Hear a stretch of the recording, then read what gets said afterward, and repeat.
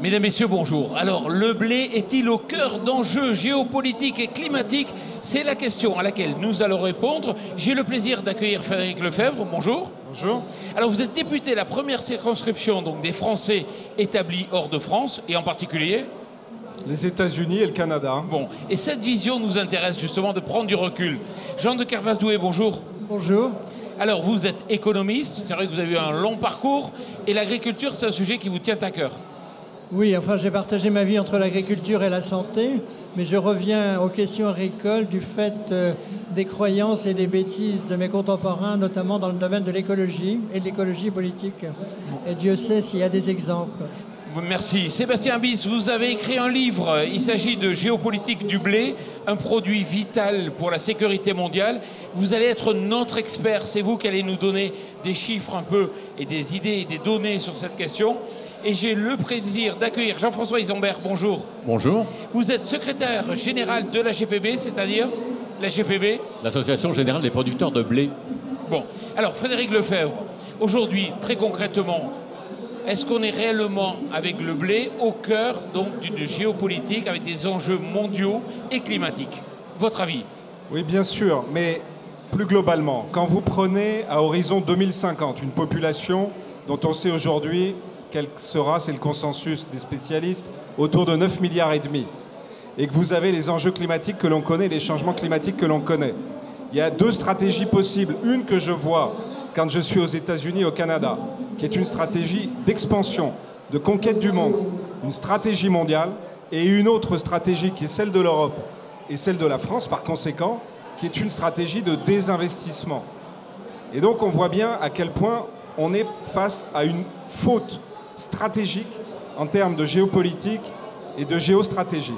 Et donc aujourd'hui, ce qui est absolument indispensable, et on voit d'ailleurs, vous savez, je suis sur le terrain, j'étais à Crécy-la-Chapelle avec un céréalier, j'ai rencontré des éleveurs de porcs ou de bovins en Bretagne. Je serai demain à Saint-Avertin avec un céréalier. Ce qui est important, c'est qu'il y a du bon sens paysan. Eux ont parfaitement compris qu'il fallait se diversifier parce que le système était en train de les tuer. Le système, c'est ces deux tuyaux, vous savez, le tuyau de la PAC, où on va chercher les subventions pour finalement produire moins, et de l'autre côté, ce tuyau de la grande distribution qui fait les prix. Eh bien, se diversifier et donner un filet de sécurité, c'est ce qu'ont su faire et ce que savent faire un certain nombre de pays dans le monde à leurs agriculteurs. C'est ce que font les États-Unis. C'est ce que nous devrions faire. Et si vous l'avez vu ici, vous le voyez, s'il y a tant de violence contre le système, et pas contre le président, ou en tout cas pas que contre le président de la France, mais contre le président du syndicat, et ce n'est pas une violence contre les personnes, c'est une violence contre le système, parce qu'ils savent tous que le système est en train de les mener à leur perte, et leur bon sens leur dit qu'on va contre les enjeux du monde. Or la France est le premier producteur agricole, et notamment en matière de céréales, d'Europe, et c'est donc son intérêt de se lever et de dire ça suffit, on n'a même pas été foutu ni d'avoir de commissaire européen, même pas de DG ou de DGA. Vous voyez, on n'est même plus en situation aujourd'hui de défendre une stratégie de conquête qui serait l'intérêt du pays. Merci beaucoup. Alors, Sébastien Abis, pourquoi vous avez appelé votre ouvrage Géopolitique du blé, un produit vital pour la sécurité mondiale? Pour rappeler d'abord que le blé, depuis 10 000 ans, est au cœur des relations internationales, parce qu'il pousse inégalement sur la planète. Or, il est consommé de plus en plus à travers le globe. C'est 3 milliards de consommateurs aujourd'hui au quotidien, mais vous avez 10 puissances sur la planète qui assurent 90% de la production mondiale de blé. Ça veut dire qu'ils ont un monopole, quelque part, sur cette production, mais qui est aussi une responsabilité. Parce que, contrairement aux idées reçues, le blé n'est pas une arme alimentaire. Le blé, avant tout, dans l'histoire, aujourd'hui et demain encore plus, sera un facteur de solidarité, de paix, de dialogue, de coopération avec des États qui ne peuvent pas en produire suffisamment sur leur sol pour couvrir l'intégralité de leurs besoins et qui ont donc besoin du commerce international pour équilibrer leur balance.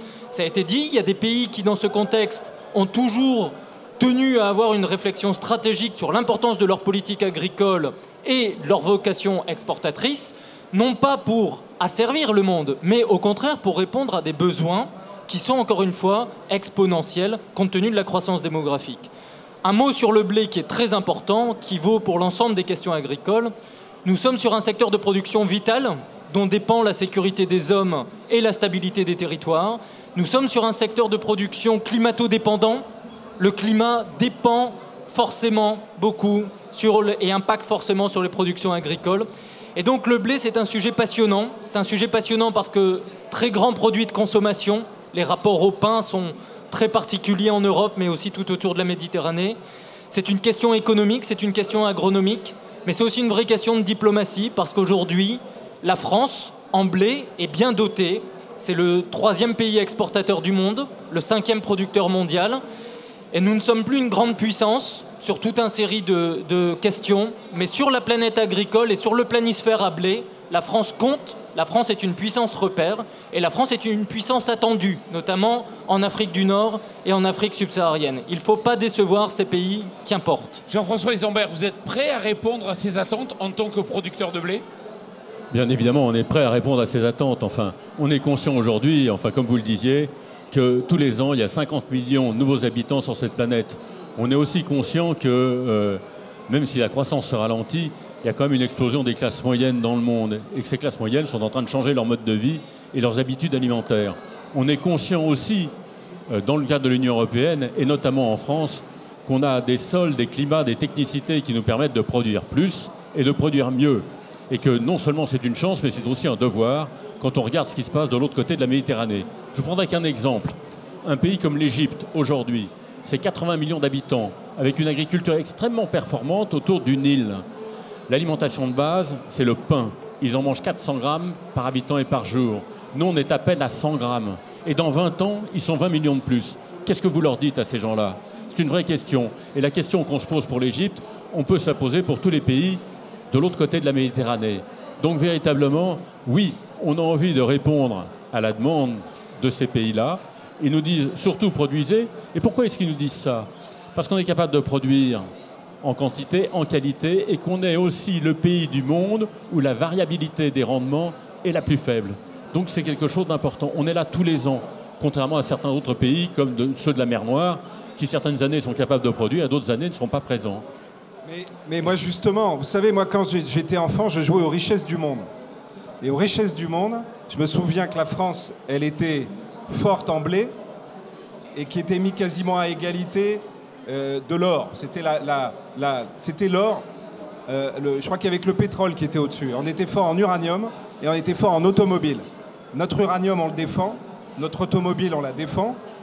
Notre agriculture, malheureusement, même s'il y a des professionnels comme vous qui aujourd'hui font tous les efforts qu'il faut, on est dans une situation où il y a une politique globale en Europe qui est une politique de désinvestissement. On n'est pas dans la logique de la conquête du monde dont je parlais tout à l'heure. Et ça, c'est un drame. On a même une partie de la recherche du monde qui se fait, je le vois quand je suis aux États-Unis, comme on a mis en place, nous, des crédits impôt recherche. Des entreprises américaines viennent faire leur recherche sur notre sol. Et ensuite, cette recherche est mise au service de l'expansion de l'agriculture américaine. Regardez, par exemple, je connais tous les efforts que vous faites avec, par exemple, Arvalis. Mais regardez comme aux États-Unis, au Canada, sur les OGM, ils sont en train de se préparer pour essayer de répondre au stress hydrique et au stress thermique. Ça veut dire aujourd'hui que c'est comme si la France avait fait une forme de croix sur un de ses principaux atouts. Et moi, je ne l'accepte pas. Je pense que notre pays doit aujourd'hui réagir avec force, qu'on doit exiger de l'Europe un certain nombre de changements et on doit le faire au service du monde entier. Et donc il faut sortir de cette logique d'une forme de cogestion entre l'État et le syndicat tout-puissant qui se fait malheureusement au détriment des acteurs qui font tout ce qu'ils peuvent, eux, alors qu'on les étrangle de charges. C'est ça la réalité dans notre pays. Jean de Kervasdoué, comment on a l'impression qu'il y a une conscience politique et pourtant on a l'impression comme s'il y avait un mur de verre que les gouvernements ne saisissent pas la chance de l'agriculture et de l'exportation. Pourquoi ? Alors je crois que l'agriculture française a perdu ses soutiens politiques. Elle l'a perdu pour une raison profonde, je crois, c'est que la plupart des gens qui ont mon âge, c'est-à-dire plus de 70 ans, se souviennent que quand ils étaient enfants, ils avaient eu faim et leurs parents avaient eu faim. Donc nous respections les producteurs. Aujourd'hui, l'essentiel de la société française est coupé du monde agricole et nos enfants ont à gérer la pléthore alors que nous avions à gérer le manque. Et donc quand on rentre dans un magasin comme n'importe lequel, le monde est là. C'est-à-dire vous avez des avocats, vous avez à cette saison, il y a 50 ans, il n'y avait pas de tomates, il n'y avait pas de fraises, il n'y avait pas de kiwi. Moi j'ai mangé un kiwi la première fois quand j'avais, 25 ans. Il n'y avait pas d'avocat. Et donc aujourd'hui, du fait des peurs alimentaires que les hommes ont toujours eues, on est dans une situation très très particulière. Alors, néanmoins, l'agriculture a rempli son rôle. Moi, quand j'étais à l'agro en 64, une bonne production, c'était 40 quintaux. Aujourd'hui, c'est 120, 110, 100, 110. On a un rendement moyen national 76 quintaux. Oui, non, mais certes. Mais les bonnes productions, c'était au-dessus de 100. Oui, bien. Donc, mais il y a une nouveauté. Et pour moi, une source d'inquiétude qui rejoint ce que vous dites. C'est-à-dire que vous savez qu'en France et en Europe, on a une position très très particulière sur les OGM. Or, on vient de découvrir, c'est une recherche chinoise, un OGM du blé qui fait qu'il est résistant au mildiou. Donc ça va être fabriqué aux États-Unis, ça va être fabriqué en Amérique latine, ça va être fabriqué partout, sauf chez nous.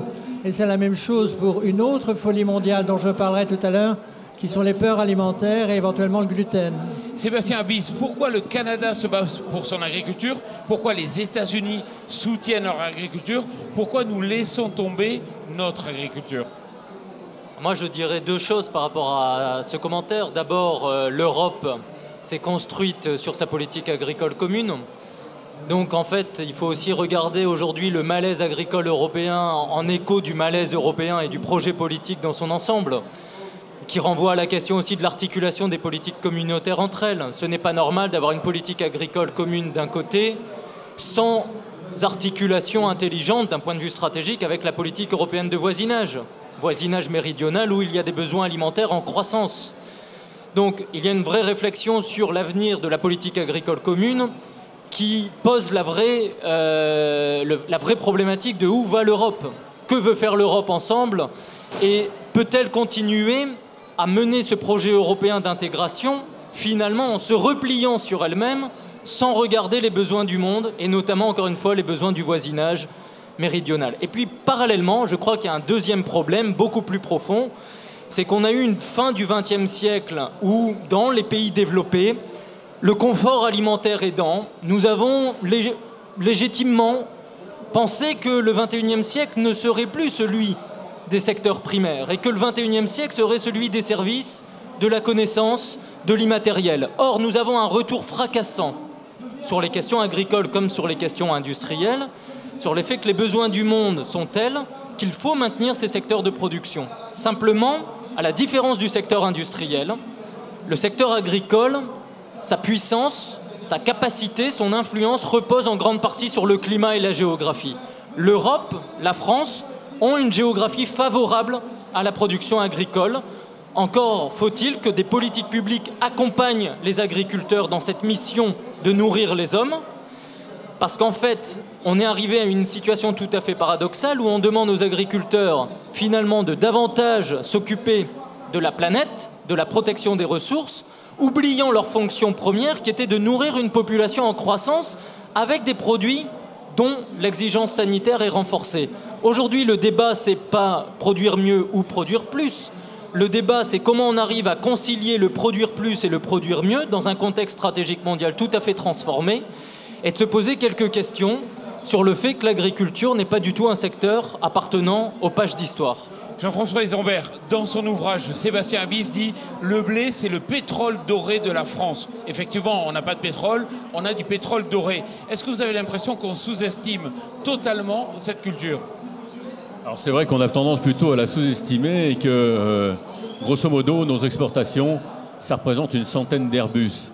Et on voit bien à la télévision, enfin, à chaque fois qu'il y a un contrat qui est signé pour des Airbus, la publicité qui est faite et la façon dont, en général, les politiques l'accompagnent.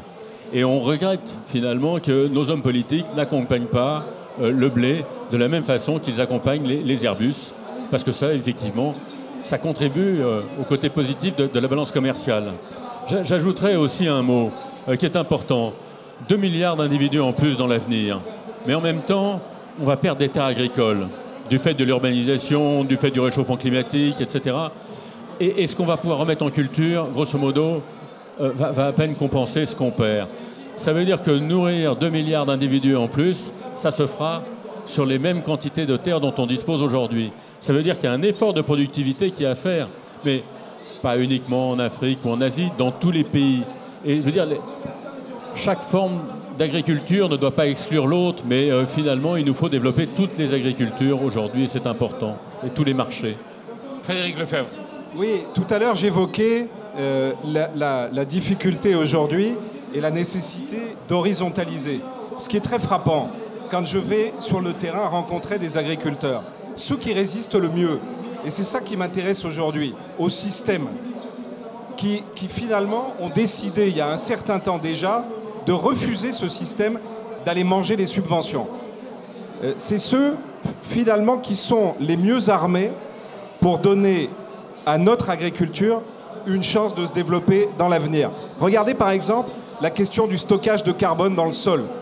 Voilà une question, à partir du moment où il y a une couverture végétale du sol en permanence. J'ai rencontré des céréaliers qui ont décidé, de père en fils, hein, qui ont décidé de changer de système pour se donner une liberté et une autonomie. Eh bien, c'est finalement avec ce type de process qu'aujourd'hui l'on ne soutient pas dans les politiques publiques, qu'on a une vraie chance de se donner les moyens d'avoir une agriculture qui soit à même de résister et à nouveau de devenir expansive. Et donc il faut regarder comme aujourd'hui ceux qui sont dans la souffrance la plus forte sont généralement ceux qui ont suivi à la lettre ce que le système leur disait, qui ont fait tous les investissements exactement comme on leur disait et qui aujourd'hui en ont tellement sur les épaules qu'ils ont les reins cassés. Je le vois, je les rencontre. Et aujourd'hui, malheureusement, on voit bien que l'Europe n'est pas dans la logique de défendre son agriculture. Donc si on veut aller dans le sens de ce qui a été dit, et notamment accompagner tous les efforts de la filière, qui sont des efforts évidemment conséquents, sans pour autant, je ne suis pas en train de dire qu'il faut faire comme les Américains, des OGM surtout, et j'ai aucune envie d'avoir la production végétale américaine. Mais il faut être dans une logique de regarder l'horizon, de se mettre en situation de répondre à la demande mondiale et de soutenir nos agriculteurs et nos producteurs avec un nouveau système, c'est-à-dire un filet de sécurité. Si on met un filet de sécurité pour tout le monde et qu'on sort de l'assistanat sur certains avec des objectifs où à un moment on coupe le robinet et où on met les gens par terre, à ce moment-là, on a une vraie chance d'affronter l'avenir. C'est d'ailleurs un peu la France universelle que je défends, y compris d'ailleurs pour le système global de protection sociale dans notre pays. Jean de Kervasdoué, comment vous réagissez? Alors, je n'ai pas très bien compris votre position. Là, vous êtes contre les OGM? J'ai pas bien compris votre position. Vous êtes contre les OGM? Non, je dis à l'instant que la France a pris des décisions. Je sais que vous êtes un grand défenseur des OGM. En réalité, quand on regarde l'histoire des OGM... Attendez, je termine, vous me posez une question. Moi, je ne suis pas un spécialiste des OGM. Je sais que les OGM ont permis, notamment en médecine, de faire le bien sur un certain nombre de médicaments. Je pense que c'est toujours très difficile de classer tout. Alors je vais vous donner un cours de. Dans le même sac. Je vais vous donner un cours. Je vais vous donner un cours de. Les dérives aux États-Unis aussi. Je vais vous donner un cours de génétique rapide. Quand on plante un grain de blé, il y a à chaque génération, donc chaque année, il y a 200 mutations. Donc si vous avez planté le même famille du blé pendant un siècle, vous avez eu 200 000 mutations que vous ne connaissez pas. Donc au nom de quoi vous accepteriez les mutations aléatoires et vous n'empêcherez que, alors qu'on a fait muter une base sur un gène de 24 bases et qui permet au blé d'être protecteur du mildiou, c'est pas raisonnable. C'est-à-dire qu'il n'y a pas de différence entre un OGM et une mutation. La seule différence, c'est que vous, comme moi, on est des mutants. Simplement, la différence, c'est que dans un OGM, on connaît la mutation et pas ailleurs où les mutations sont aléatoires. Bon, dans tous les cas, on retiendra du débat qu'effectivement, il faut donner sa chance à notre agriculture. Merci à vous d'être venu ici, au Salon de l'Agriculture, en débattre. Merci à vous. Merci.